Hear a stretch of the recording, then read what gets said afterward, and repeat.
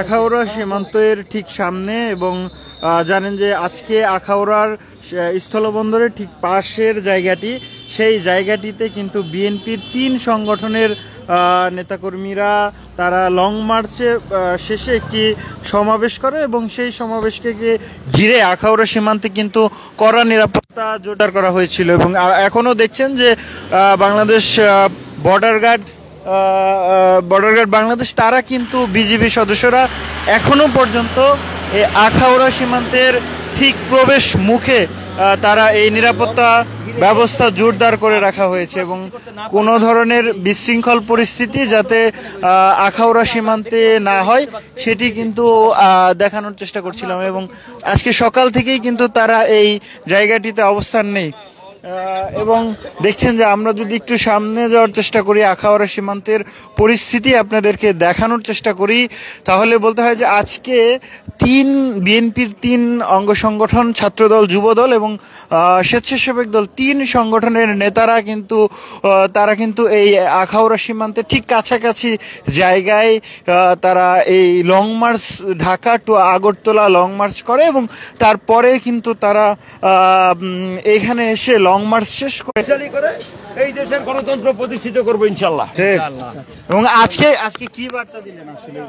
জি বলছি এইমাত্র আমি আবার বলেন একটু, বিএনপির পক্ষ থেকে কি বার্তা?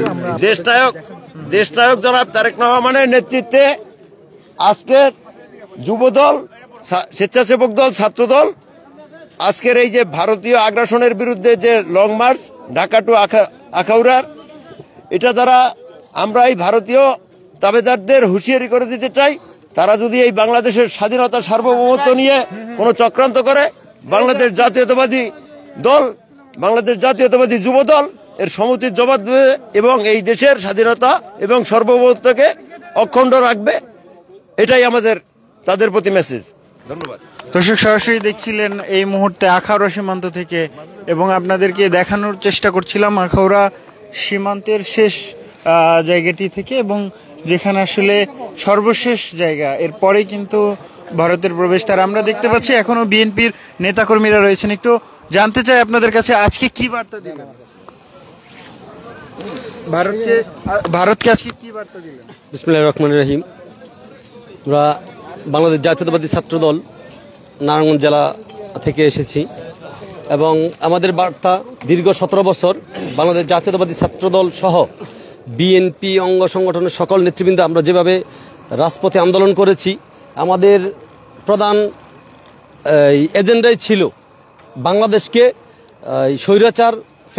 স্বৈরাচার মুক্ত করার, আর সেই স্বৈরাচারের দোসর হচ্ছে ভারত। সুতরাং আমরা বাংলাদেশকে আমাদের মতো করে, বাংলাদেশ যেমন 71 সালে স্বাধীন হয়েছে, এখনো আমরা আমাদের মতো করে বাংলাদেশ চাই। কোনো স্বৈরাচারের কোনো দোসর, কোনো অন্য কোনো দেশ আমাদের পরিচালিত করতে পারবে না। বাংলাদেশের আমাদের দেশের নেতারাই আমাদের দেশ পরিচালনা করবে। সুতরাং আমাদের দেশের গত 17 বছর যত গুম খুম হয়েছে, যা সম্পূর্ণ এই ভারতের নেতৃত্বে হয়েছে। তা আমরা ভারতকে বলতে চাই, বাংলাদেশকে নিয়ে তাদের কোনো মাথা ঘামানোর কোনো প্রয়োজন নাই। যদি বাংলাদেশকে নিয়ে তারা যদি কখনোই কোনো ষড়যন্ত্র করতে চায়, তাহলে বাংলাদেশের সাধারণ জনগণ তাদেরকে ছেড়ে দিবে না। একটু বলেন আজকে কি বার্তা দিলেন এবং কেমন লাগছিল? আসলে আজকে আমাদের বিএনপির ছিল লং মার্চ ছিল যে ভারতীয় অগ্রাসনের বিরুদ্ধে। আসলে যদি ভারত তারা শান্ত থাকতে চায়, আমরা চাই যে বাংলাদেশ শান্তিপূর্ণ দেশ, বাংলাদেশ শান্তিপূর্ণভাবে থাকবে। ভারত যদি এটার এই ইয়াটারে উস্কানি দিতে চায়, তাহলে অবশ্যই তা প্রতিরোধ করার জন্য বাংলাদেশ সর্বদা প্রস্তুত। বাংলাদেশ জাতীয়তাবাদী ছাত্রদল, রূপগঞ্জ থানা ছাত্রদল, নারায়ণগঞ্জ জেলা ছাত্রদল প্রস্তুত সবসময়ের জন্য।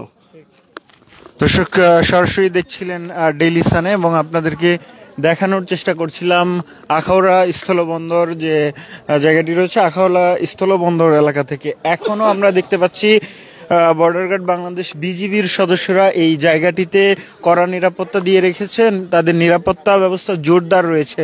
জানেন যে আজকে ঢাকা থেকে কয়েক হাজার নেতাকর্মী তারা কিন্তু বিএনপির 3 অঙ্গ সংগঠনের যে লং মার্চ, সেই লং মার্চ সফল করার উদ্দেশ্যে কয়েক হাজার গাড়ি নিয়ে তারা এই যে লং মার্চ, সেই লং মার্চ সফল করতে আসেন। তারই পরিপ্রেক্ষিতে আমরা কিছুক্ষণ আগে থেকেই দেখানোর চেষ্টা করছিলাম যে আখাউড়া যে সীমান্ত, সেই সীমান্তে আসলে যে নিরাপত্তা ব্যবস্থা সেটি কিন্তু এখনো পর্যন্ত জোরদার রয়েছে। বেশ কিছু সময় আগেই কিন্তু এই লং মার্চের পরবর্তী যে সভা, সেই সভাটি কিন্তু শেষ হয়েছে এবং তারপরে সেই সমাবেশ থেকে কিন্তু ছাত্রদল এবং স্বেচ্ছাসেবক দল এবং যুব দলের নেতাকর্মীরা তারা কিন্তু কড়া বার্তা দিয়েছে ভারতকে, এবং সেই ভারতকে বার্তা দিয়েছে যে বাংলাদেশের বিরুদ্ধে কোনো ধরনের প্রোপাগান্ডা, মিথ্যা অপতথ্য এবং আগ্রাসনী কোনো ধরনের কিছু যদি ছড়ানো হয় তাহলে বাংলাদেশের পক্ষ থেকে আরও কড়া জবাব দেওয়া হবে, এমনটাই আসলে এই সমাবেশ থেকে জানানো হয়েছে।